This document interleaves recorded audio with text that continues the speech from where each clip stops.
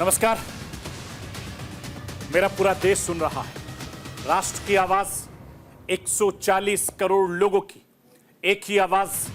आपके साथ मैं हूं सरफराज। मैं सरफराज सैफी आपको बताना चाहता हूं प्रधानमंत्री नरेंद्र मोदी के यूक्रेन दौरे की दुनिया के हर मुल्क में चर्चा हो रही है। प्रधानमंत्री नरेंद्र मोदी यूक्रेन की राष्ट्रपति जेलेंस्की से मुलाकात की। तबाह यूक्रेन में पीएम मोदी के पहुंचते ही वीरान यूक्रेन ने सुकून की सांस ली। पीएम मोदी का गर्मजोशी से खैर मकदम किया गया, स्वागत किया गया, इस्तकबाल किया गया।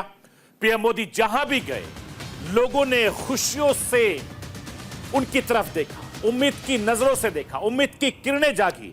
चूंकि जंग के बीच भरोसे का एहसास प्रधानमंत्री नरेंद्र मोदी के अंदर नजर आया। प्रधानमंत्री नरेंद्र मोदी ने भारतीयों से मुलाकात की, यूक्रेन के राष्ट्रपति जेलेंस्की से गले मिले, महात्मा गांधी को नमन किया, जंग में जान गंवा चुके बच्चों को श्रद्धांजलि दी, जंग के मैदान से शांति की बहाली का संदेश दिया।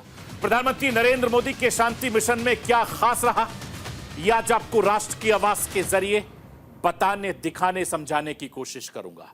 यूक्रेन के राष्ट्रपति जेलेंस्की यूक्रेन की धरती पर पहली बार मुलाकात की। प्रधानमंत्री नरेंद्र मोदी राष्ट्रपति पुतिन और जेलेंस्की देश से बाहर 3 बार मिल चुके थे। मुलाकात में प्रधानमंत्री नरेंद्र मोदी ने जेलेंस्की से मिलकर भारत के पुराने स्टैंड को दोहराया। राष्ट्रपति जेलेंस्की से पीएम मोदी की कीव की मरिंकी पैलेस में स्वागत किया गया। 3 घंटे चली मुलाकात में भारत यूक्रेन में 4 अहम समझौते हुए। प्रधानमंत्री नरेंद्र मोदी ने अपने ग्लोबल इमेज को ज्यादा मजबूत करने के साथ दुनिया को अपनी मीडिएटिंग की भूमिका एहसास भी कराया। प्रधानमंत्री नरेंद्र मोदी ने कहा कि संघर्ष का समाधान जंग के मैदान में नहीं निकल सकता। पीएम मोदी ने और क्या कुछ कहा, आज आपको राष्ट्र की आवाज के जरिए बताने, दिखाने, समझाने की कोशिश करूंगा। प्रधानमंत्री नरेंद्र मोदी का दौरा ऐसे वक्त में हुआ जब यूक्रेन जंग से पूरी तरीके से तवा खंडर हो चुका है। पीएम मोदी ने यूक्रेन पहुंचने के फौरन बाद जंग की मजम्मत की। पीएम मोदी ने रूस को नसीहत देने में देरी नहीं की। मोदी ने कहा कि भारत के लिए किसी भी देश की संप्रभुता, क्षेत्रीय अखंडता का सम्मान सबसे जरूरी है, सबसे जरूरी पहलू भी है।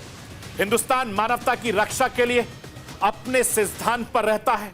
ऐसे में भारत शांति की हर कोशिश, सक्रिय भूमिका निभाने के लिए तैयार है। प्रधानमंत्री नरेंद्र मोदी ने क्या कुछ कहा है, राष्ट्र की आवाज के जरिए आज आपको यह भी दिखाऊंगा, बताऊंगा। मैं अपने हिंदुस्तान के कोने कोने की आवाज को दिल्ली तक पहुंचाता हूं। दिल्ली की आवाज को देश दुनिया के कोने कोने तक पहुंचाता हूं। नेताओं की आवाज को मैं आम लोगों तक पहुंचाता हूं। आम लोगों की आवाज को मैं अपने देश के हुक्मरानों तक पहुंचाता हूं। आपकी आवाज से मिलती है मेरी आवाज और बन जाती है राष्ट्र की आवाज।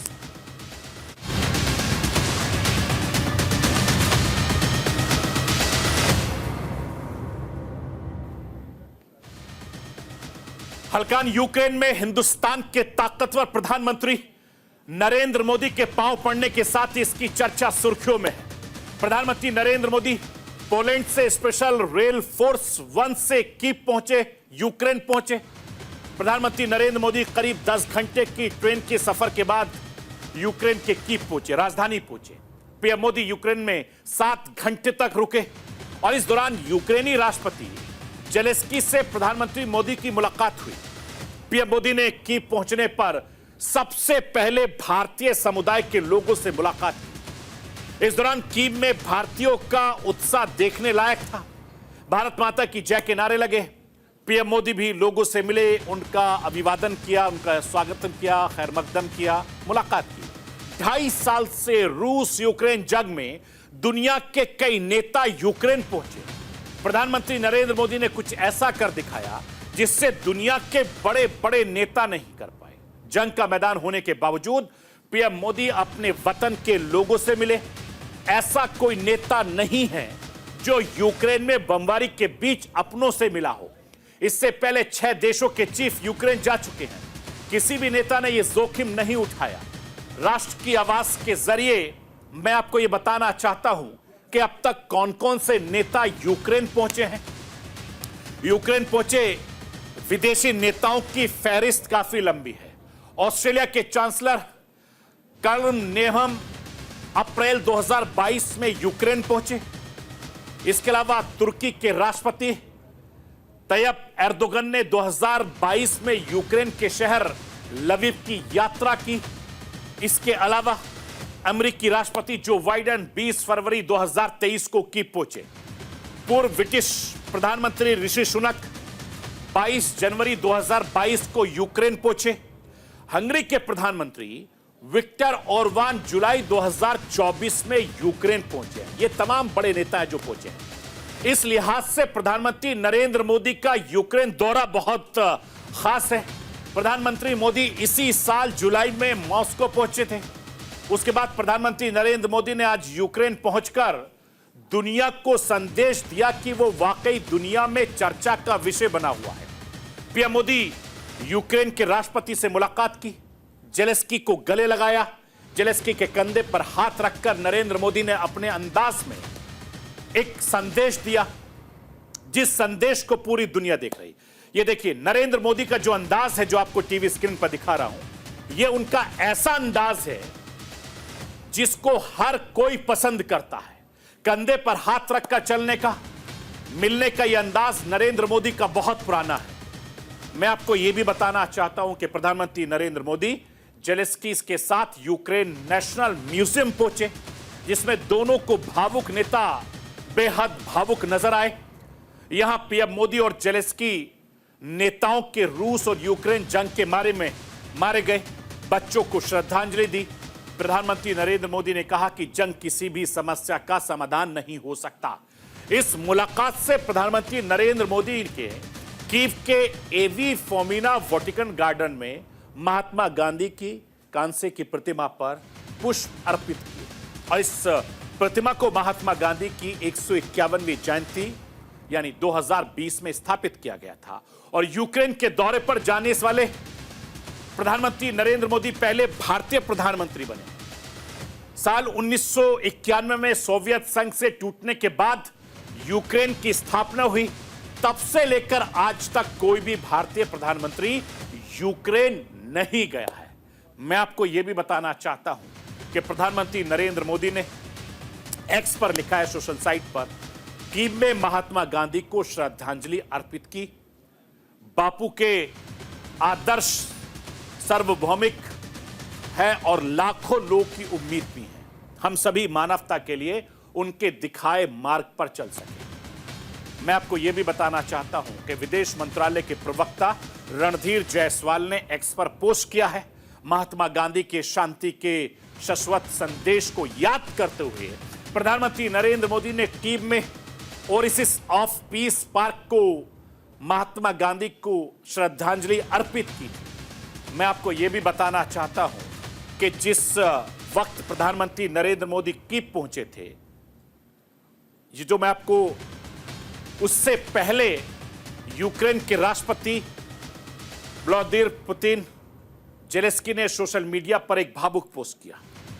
पोस्ट में जेलेंस्की ने लिखा है, मैं आपको वो दिखाना चाहता हूं, स्क्रीन पर लाइए जरा। रूस के ताजा हमले में यूक्रेन के 37 लोग मारे गए। मरने वालों में 3 बच्चे भी शामिल हैं। इस हमले में 170 लोग जख्मी हो गए, जिनमें 13 बच्चे भी शामिल हैं। जेलेंस्की ने इस मिसाइल हमले को जघन्य बताया।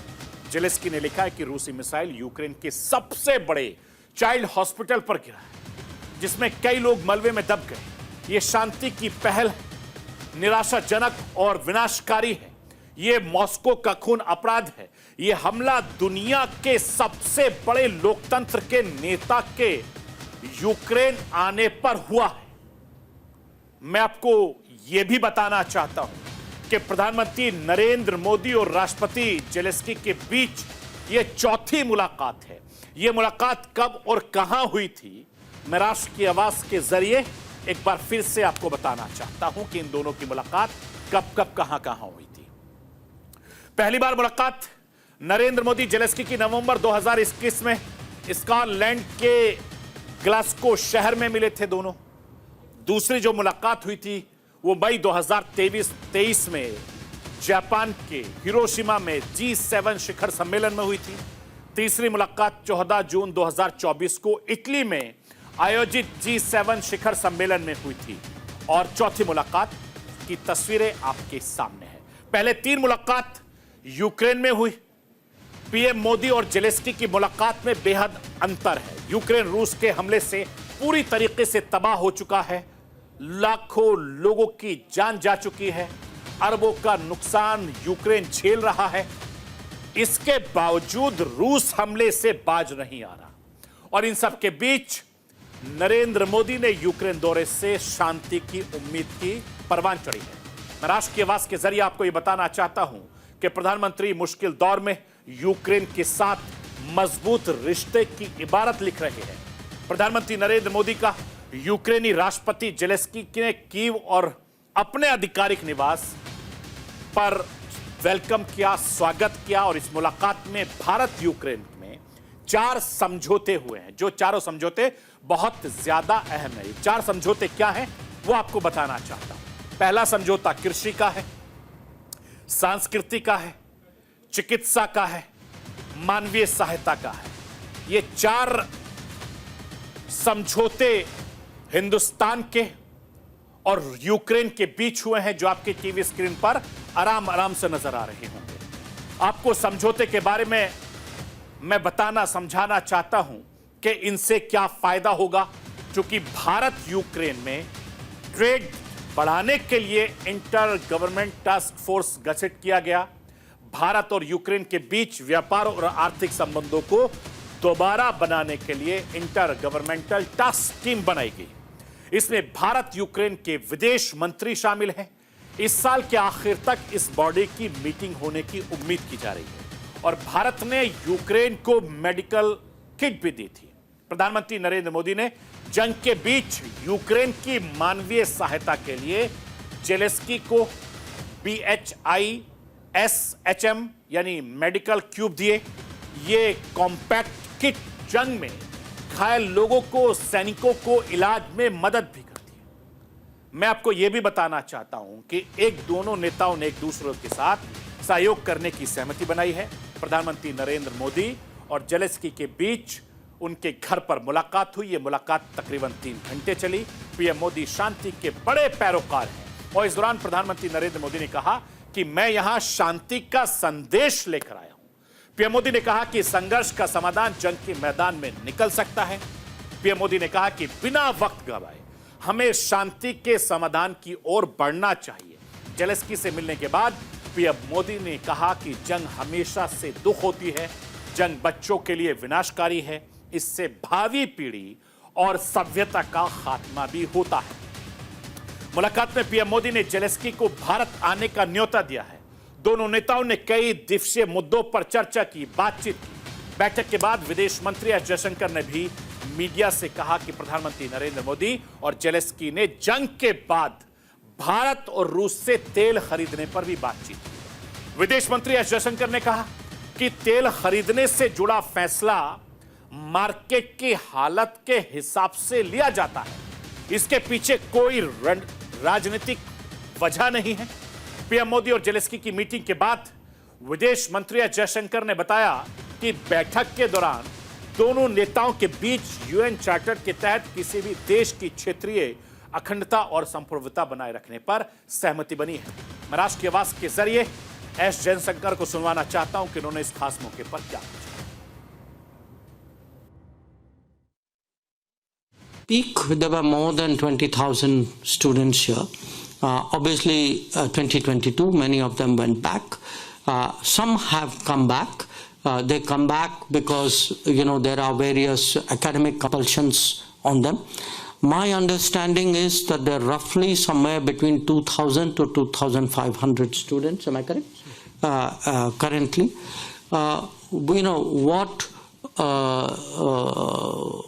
At this time, if you're asking us what advisory would we give them, we would still urge caution because, you can see there is a conflict on. It depends again on the place, on the city.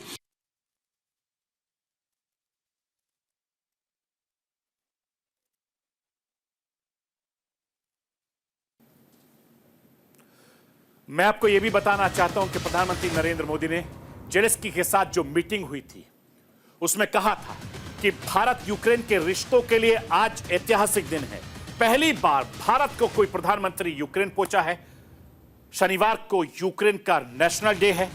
हम आपको इसकी बधाई देते हैं। हम Ukraine में शांति की कामना करते हैं। प्रधानमंत्री नरेंद्र मोदी को छोटा दौरा का फ्यूचर में दूरगामी नतीजे आने के अनुमान भी है। भले ये यात्रा 7 घंटे की रही हो, लेकिन इसकी अहमियत बहुत ज्यादा है। प्रधानमंत्री मोदी ने जंग को खत्म करने के लिए ईमानदारी से कोशिश करने पर जोर दिया है। मैं राष्ट्र की आवाज के जरिए आपको समझाना चाहता हूं कि रिश्तों के जो नतीजे हैं वो किस तरीके से होंगे। जंग खत्म होने के बाद यूक्रेन दुनिया की सबसे बड़ी कंस्ट्रक्शन साइट बन सकता है और इसके लिए भारतीय कंपनियों को भी बुलाया जा सकता है। यूक्रेन भारत के साथ व्यापार को बढ़ाना चाहता है। यूक्रेन के पास भारत के लिए मेडिकल संस्थान है। 2021 में करीब 19,000 भारतीय स्टूडेंट यूक्रेन में पढ़ाई कर रहे हैं। यूक्रेनी विदेश मंत्री भारत आए थे।